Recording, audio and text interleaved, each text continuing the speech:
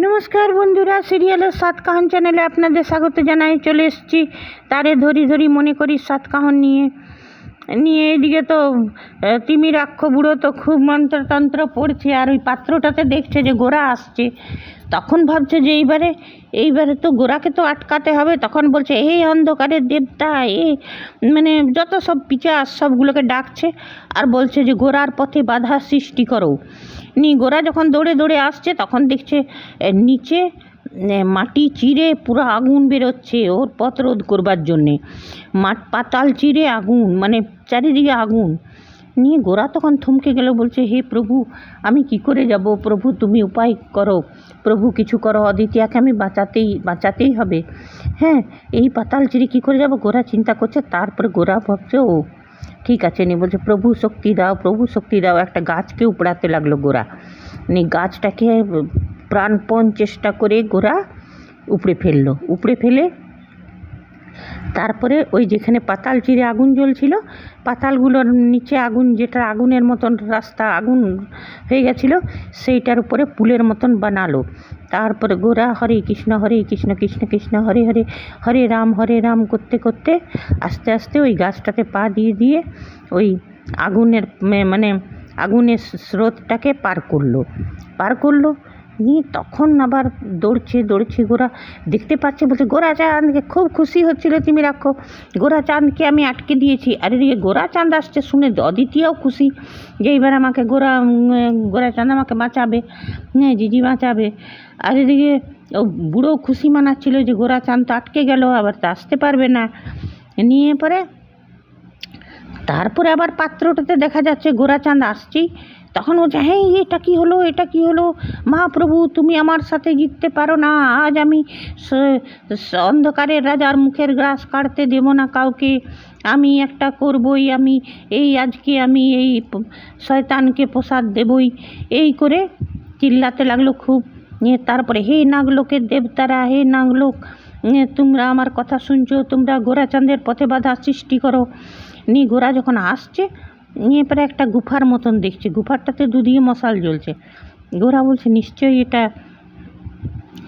এটা তিমিরাক্ষর ফাঁদ নয় তো? এইটা চিন্তা করছে গোরা, ওইখানটায় থমকে গেছে গুহাটার কাছে। তারপর দেখছে হাজার হাজার বিষধর, একদম পুরো গুহাতে ভর্তি হয়ে গেছে বিষধরে। বলছে, এইবারে এই বিষধরগুলোকে পার করে আমি কি করে যাব প্রভু? তারপরে গোরার গলার কাছেও জড়িয়ে গেছে একটা বিষধর। বলছে, প্রভু আমি কি করব? তারপরে গোরা তখন চারিদিকে দেখছে ফাঁস শুরু করে দিয়েছে বিষধরগুলো। আর তিমিরাক্ষ এদিকে খুব খুশি হচ্ছে, কেমন গোরা চাঁদ, তোমাকে আটকে দিয়েছি, তুমি তো আসতে পারবে না। আজ আমাকে এই মেয়েটিকে বলি দিবই, আজ আমার শয়তানের মুখের গ্রাস কেউ কাটতে পারবে না। পুরা মন্ত্রতন্ত্র পড়েই যাচ্ছে। আর অদিতিয়া ভয় পেয়ে আছে যে কী করে গোরা চাঁদ তো আসতে পারবে না। তারপরে গোরা তখন মনে পড়েছে যে সেই গাড়িতে যখন ওরা তালসোনাপুর থেকে আসছিল, তখন তিমিরাক্ষ অমনি দেবতা ছেড়ে দিয়েছিল, ওই বিষধর ছেড়ে দিয়েছিল। তখন অদিতিয়া জয় জয় মা মনসা জয় বিষ হরি গো বলেছিল। তখন মা মনসা এসে স্বয়ং ওই বিষধরকে তাড়িয়েছিল। তখন ওইটাই গোরার মনে পড়ল। গোরা সেই মনসা মায়ের মন্ত্রটা বলতে লাগলো, আস্তিকস্য মুনি মাতা জড়ৎকার মুনি পত্নী মনসা দেবী নমন করতে লাগলো। তারপরে দেখা গেলো যে মনসা দেবী মায়ের আবির্ভাব হলো। তো গোরা তখন বলছে, তুমি এসেছো মা, তুমি আমার মতন তুমি দর্শন দিয়েছো মা। গোরা খুব খুশি হলো। তারপরে গোরা প্রণাম করলো মনসা দেবীকে। বারবার মনসা দেবীকে মন্ত্র বলে ডাকলো, তো মনসা দেবীর আবির্ভাবও হলো। তারপরে মনসা দেবী আশীর্বাদ দিল গোরাকে। আর গলায় যে বিষধরটা ছিল সেটা ফুলের মালাতে পরিণত হলো। আর নিচে যত বিষধরগুলো ছিল সব ফুলে পরিণত হলো।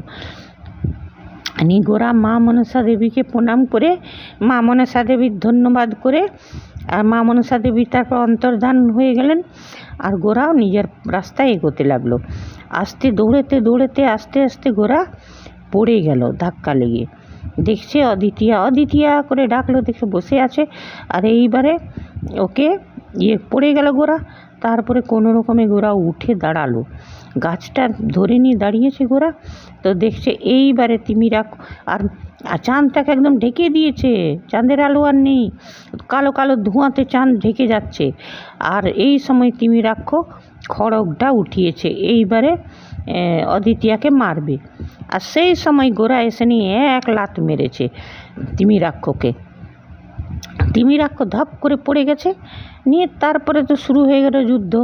তবে তিমিরাক্ষর তো শয়তান আসুরিক শক্তি আছে না, গোরা পাচ্ছে না আসুরিক শক্তির কাছে।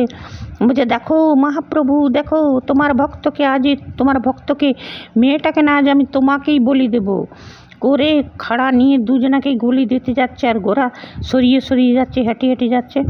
নিয়ে তিমিরাক্ষ গোরাকে ধরেছে, যখন গোরাকে মাটিতে ফেলে দিয়েছে, নিয়ে তিমিরাক্ষ যখন এবারে গোরাকে বলি দিতে যাবে, এবারে কিছু করতে যাবে আর কি, লাতে করে মারতে যাবে। আর সেই সময় ওই খড়গটা উঠিয়ে অদিতিয়া এক কোপ মেরেছে তিমিরাক্ষর হাতে।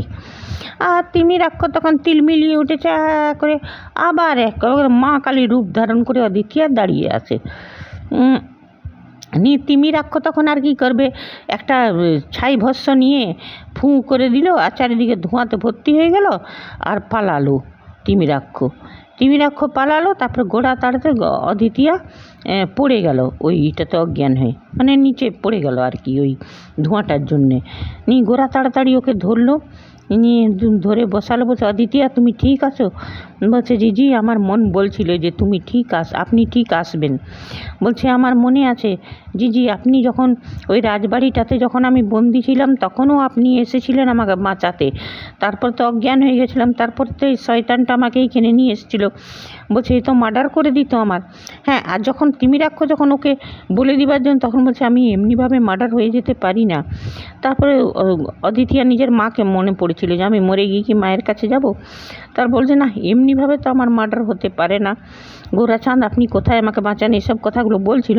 তো সেইগুলোই বলল যে আমি জানেন তো রাজবাড়িতেও আমি স্বপ্ন দেখেছিলাম দিদি, যে আপনি আমাকে বাঁচাতে এসছেন, আর দেখুন সত্যি এসছিলেন। এইখানেও আমি সেই জন্যে আপনাকেই ডাকছি। ড্যাড বলেছে আমি বারবার বিপদে যখন পড়েছি তখন আপনি আমাকে বাঁচিয়েছেন, সেই জন্যে আমি আপনাকেই ডাকছিলাম। বলছে, তাই তো আমি এসেছি অদিতিয়া। বলছে, কেন জিজি, আপনি আমাকে কেন সব সময় বাঁচান?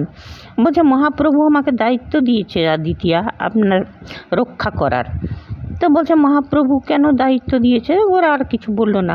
বলছে, অদিতিয়া এখানে বেশিক্ষণ থাকা ঠিক হবে না, চলো আমরা এখান থেকে যাই। নিয়ে বলছে, হ্যাঁ। নিয়ে আস্তে আস্তে গোরা ওকে ধরে উঠালো। তারপরে অচিন্তকে ফোন করলো যে হ্যাঁ অদিতিয়া ঠিক আছে, আমি ওর সাথেই আছি, সাথে আমি ওকে নিয়েই ফিরবো, আর তুই ভালো থাক, তোরা চিন্তা করিস না। নিয়ে বলছে, অচিন্তর ফোন ছিল। আর অদিতিয়াও চিন্তা করছিল মনে মনে, যখন ওকে খাড়াটা তুলেছিল তিমিরাক্ষ মারবার জন্যে, যে গোরাচাঁদের বাড়িতে সবাই কত ভালো, ওদের সঙ্গে আমি তো কথা দিয়েছিলাম যে তোমাদের সঙ্গে অদিতিয়া আসবার সময় বলেছিল তোমরা খুব সুইট, আমি মাঝে মাঝে আসবো তোমাদের সঙ্গে গল্প করতে। তো সেই কথাটাও তো আমি রাখতে পারলাম না। হ্যাঁ, এইসব আমাকে মার্ডার হয়ে যেতে হবে, এমনিভাবে মার্ডার হতে আমি পারি না। তো এই সব কথাগুলো তো জানেই অচিন্তর ভাই। তারপর বলে, চলো অদিতিয়া এখানে থাকা ঠিক হবে না। নিয়ে এইদিকে কি হয়েছে, ওরা চলে গেল ওইখান থেকে। ওদের যাওয়ার সিনটাও খুব সুন্দর ছিল, ধোঁয়ার মধ্যে দুজনাকে ধরে নিয়ে যাচ্ছে, এই সিনটা দারুণ ছিল। নিয়ে তারপর বলছে যে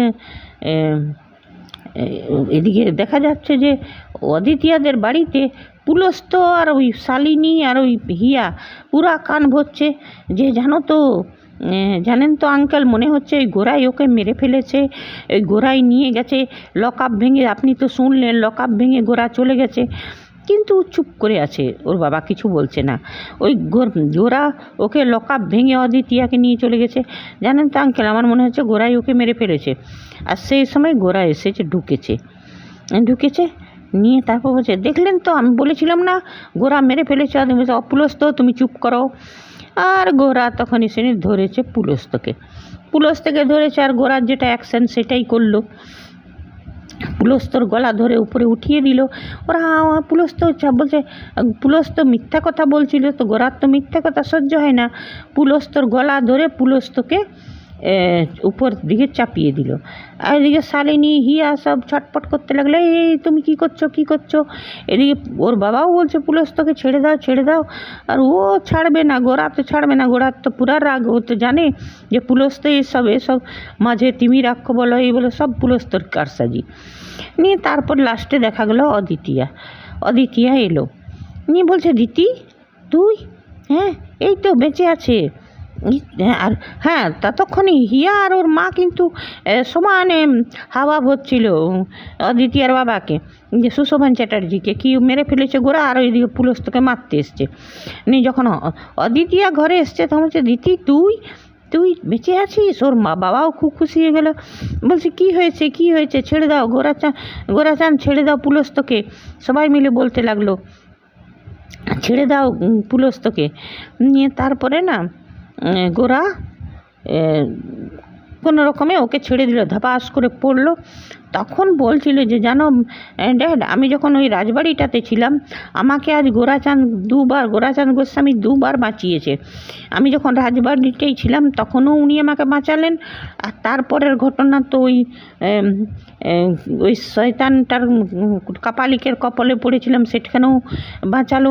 তবে একটা কথা, যখন বললো জিজি যখন আমি ছিলাম ওই লোকটা যে অক্ষয় বলছিল তাকে কিন্তু আপনি পুলস্ত কেন পুলস্ত বলছিলেন। হ্যাঁ গোরা চুপ করে আছে, বলছে জানো ড্যাড, যখন আমি ওই রাজবাড়িটাতে ছিলাম একটা মুখ ঢাকা লোক নিজেকে অক্ষয় বলছিল আর আমাকে ফুল বলছিল, আর গোরাচাঁদ গোস্বামী কিন্তু ওকে পুলস্ত বলছিল। কেন বলছিল? ও কি পুলস্ত ছিল? ও কি পুলস্তই? এই সব কথাগুলো আজকে তো দেখালাম। একটা ধামাকা প্রিমিয়ার দেখব যে অদিতিয়াকে বিয়ে করছে পুলস্ত, আর যে সিঁদুর পরাতে যাবে তেমনি এসে আবির্ভাব হলো গোরাচাঁদের। আর তারপরে গোরাচাঁদ অদিতিয়াকে নিয়ে কাঁধে চাপিয়ে আর নিয়ে পগার পার। 29 তারিখে হবে এই প্রোমোটা দেখিয়েছি, 29 তারিখে এই এপিসোডটা হবে। দুর্দান্ত এপিসোড, আর যেটা আমরা দর্শকরা চাইছিলাম সেটাই। এবারে তিমিরাক্ষর ট্র্যাকটা বন্ধ হোক, আর ভালো লাগছে না ওই বুড়োর ওভার অ্যাক্টিং দেখে দর্শকরা পেকে গেল। আর বুড়াটাও ভালো হলো, ওভার অ্যাক্টিং করার সুযোগ পেল। হ্যাঁ তো ঠিক আছে বন্ধুরা, নেক্সট এপিসোডে 7 কাহিনী ফিরে আসবো। ততক্ষণে ধন্যবাদ, বাই। ভেসেছি ভাব তরঙ্গে দেখেছি কতই রঙে, ভেসেছি ভাব তরঙ্গে দেখেছি কতই রঙে, সুজনের সঙ্গে হবে দেখা শোনা, তারে আমার মনে করি আমার হয়ে আর হলো না, আমার মনে করি আমার হয়ে আর হলো না, দেখেছি রূপসাগরে মনের মানুষ কাঁচা সোনা।